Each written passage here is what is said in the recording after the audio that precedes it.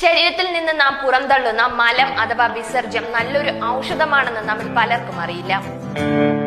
കണ്ടുപിടുത്തങ്ങളിൽ ആരോഗ്യരംഗത്തെ ഏറ്റവും പുത്തനാണ് മനുഷ്യവിസർജ്യം ഉപയോഗിച്ചുള്ള ചികിത്സാ രീതി. ഒരു വ്യക്തിയിൽ നിന്ന് ശേഖരിക്കുന്ന വിസർജ്യം ലാബിലെ പ്രോസസ്സിംഗിനു ശേഷം മറ്റൊരു വ്യക്തിയുടെ കുടലിൽ നിക്ഷേപിക്കുന്നു.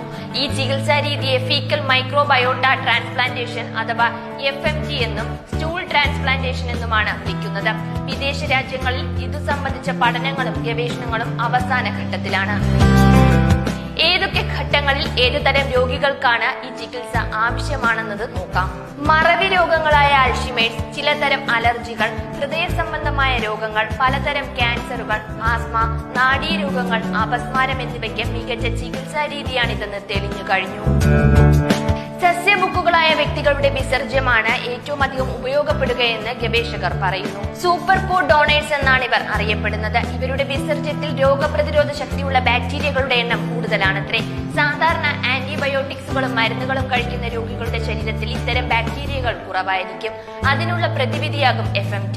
മാംസബുക്കുകളുടെയും സസ്യബുക്കുകളുടെയും വിസർജ്യത്തിലുള്ള ബാക്ടീരിയകളുടെ വ്യത്യാസവും അവയുടെ നിലവാരത്തെ കുറിച്ചുമുള്ള വിശദമായ പഠനത്തിലാണ് ആരോഗ്യ വിദഗ്ധർ.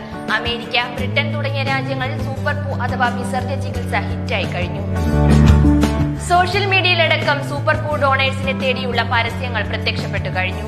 നിങ്ങളുടെ വിസർജ്യം മറ്റുള്ളവരുടെ ജീവൻ രക്ഷിക്കുന്നു, ദയവായി അത് ഡൊണേറ്റ് ചെയ്യുക, ഇതാണ് പരസ്യവാചകം. അമേരിക്കയിൽ മാത്രം 5000-ഓളം ഡോണേഴ്സ് ഉണ്ട്. പലർക്കും ഇത് മികച്ച വരുമാന മാർഗം കൂടിയാണ്. ക്ലിനിക്കുകൾ നൽകുന്ന ടിന്നുകളിൽ തങ്ങളുടെ വിസർജ്യം പാക്ക് ചെയ്ത് കൗണ്ടറുകളിൽ ഏൽപ്പിക്കുക. ഒരു ടിന്നിന് $50 പ്രതിഫലം. 18-നും 50-നും ഇടയിൽ പ്രായമുള്ളവരുടെ വിസർജ്യം മാത്രമാണ് ചികിത്സയ്ക്കായി ശേഖരിക്കുന്നത്. ഡോണേഴ്സിന്റെ രക്തവും മലം എന്നിവ ഓരോ 2 മാസത്തിലും പരിശോധിച്ച് ദാനം ചെയ്യാൻ ആരോഗ്യവാനാണെന്ന് ഉറപ്പാക്കുകയും ചെയ്യും. ഒരു ദാതാവ് ആഴ്ചയിൽ കുറഞ്ഞത് 3 തവണയെങ്കിലും തങ്ങളുടെ വിസർജ്യം കൗണ്ടറുകളിൽ എത്തിക്കേണ്ടതുണ്ട്. വീഡിയോ ഇഷ്ടമായെങ്കിൽ ലൈക്ക് ചെയ്യുക, അനക്കാരം വീഡിയോ ഷെയർ ചെയ്യുക.